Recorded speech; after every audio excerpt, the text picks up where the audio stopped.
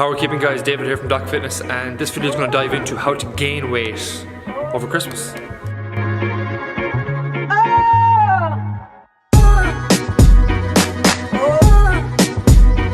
The easiest answer to the title of this video is that if you do what you've always done when it comes to Christmas, you're going to gain weight if you normally gain a bit of weight, right?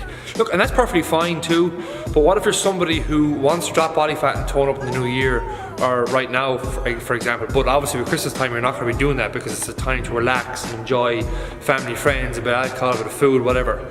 So I'm not saying that in this video, I'm not saying you can't enjoy things, but I'm kind of getting at is, coming into the new year, obviously, you want to have less weight to lose. You don't want to be putting on a lot over Christmas or anything like that. So this video is just going to show you some simple stuff you can do to limit the damage if you're somebody who wants to drop body fat coming the new year. So in terms of the big bang basics, these are very, very simple stuff that you should be kind of doing anyway. So number one is just eat your meat. Eat as much meat as you can over Christmas, or as much protein sources as you can. Because your body requires more energy to digest and break down protein, it keeps you fuller for longer. It's short and sweet. So plenty turkey, plenty ham, that kind of basic stuff.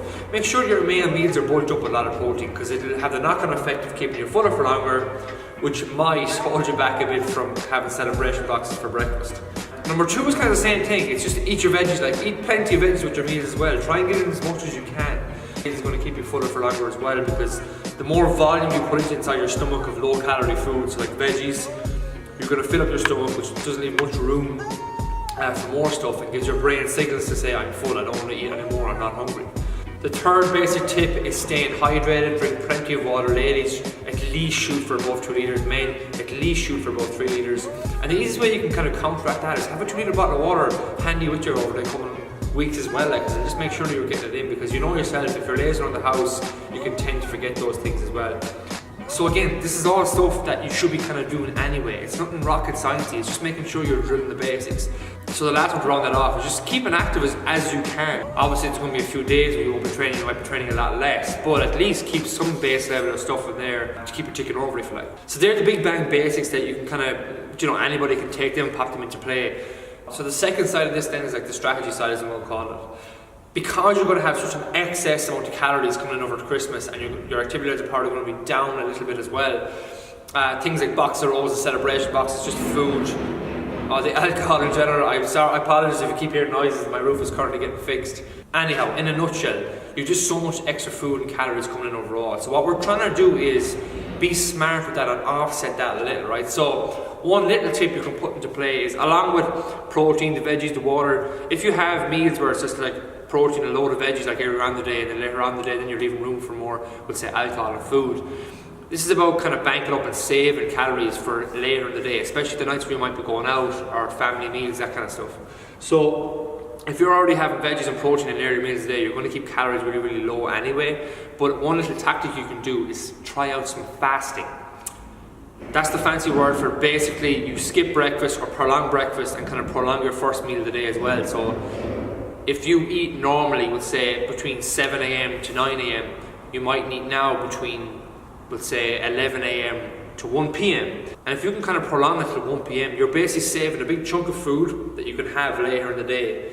And again, if you didn't do that, if you had your regular breakfast but you had a heap more food income later in the day, let's say, your calories are going to be kind of way over what they need to be, which makes it easier for you to gain weight. Whereas if you skip that first meal, you're just kind of banking them and putting them a bit later. So again, it's just a tactic to save calories. But again, you need to see, like, if it's not working for you, if you're hungry, you're obviously going to be hungry a day or two if you do that for out of scratch. Things like water and black coffee can help you get you through, let's say, like the little hunger at the start of the day. If you're eating at 9 AM, you're not eating at 1 PM. It can help with offsetting the hunger for that. And if you're kept busy as well with family and friends and stuff, you mightn't think all about that much about it, or else you can just have a super small meal at the start of the day, which leads me on to my second point to that.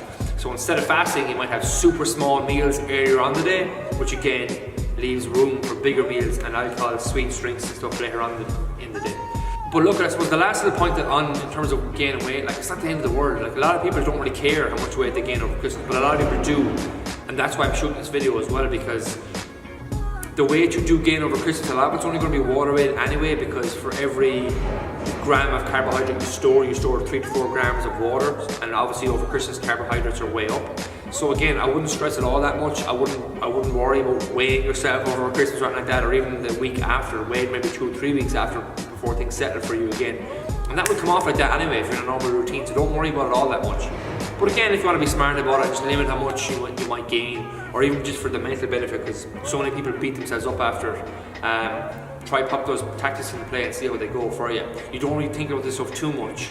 That's why you want to make these things super easy to do. The last point then is just on alcohol. But if you want to be smart about like things like just switching beer for light beer, switching a pint for a bottle, and switching from, let's say again, beers, let's say, to spirits and 0 to low calorie mixers is the easiest tip I have for that. Obviously, if somebody who's not used to drinking, let's say, gin or vodka compared to pints, you're just going to have to pace it a bit more in gin or vodka because they'll be gone down a lot quicker. But look, and hopefully that's some simple takeaways you can pop into play from there. And any questions, pop them below this video. If you have any friends that would benefit from watching this video, tag them here, and we'll chat to you soon. Bye bye.